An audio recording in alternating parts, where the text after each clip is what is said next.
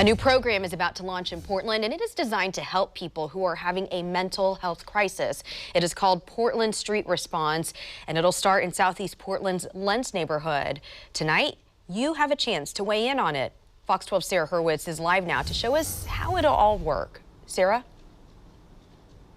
Well, yeah, good evening, Liz. This is really a different approach and mindset. You know, the leaders that are on the forefront of developing this project say that this is designed really to help people who might just need somebody to talk to. Portland Fire and Rescue will be a part of that. An ongoing concern for neighbors in Lents. If my neighbor needed to borrow my mower, I would help him. I don't know who the guy on the street is. I have no faith or trust that that's a good guy or a bad guy. I have no clue. Robert Schultz is on the board of the Lents Neighborhood Association. The single father of 3 says homeless issues are a consistent problem in his neighborhood. My kids have to walk by these folks. We have to interact with them. They come through and knock on my door. In November, the city of Portland adopted a new pilot program designed to help those on the streets during mental health crises.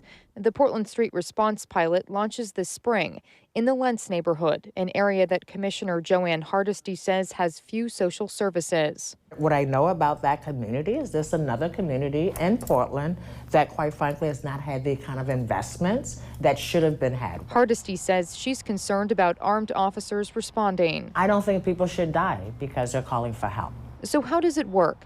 Hardesty says Portland Fire and Rescue will team up with another person qualified to help in these situations. The 2-person team will dispatch based on criteria that the person has no known access to weapons, is not suicidal, and not violent towards others.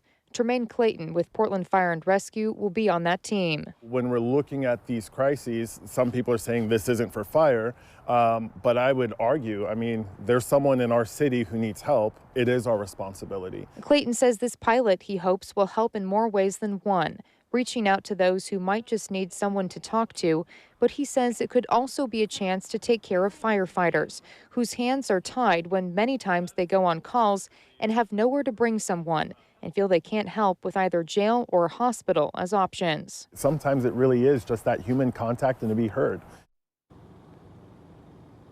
And that meeting is tonight at 7 o'clock at the address on your screen, and there will be time for community Q&A. Reporting live here in North Portland, Sarah Hurwitz, Fox 12 Oregon.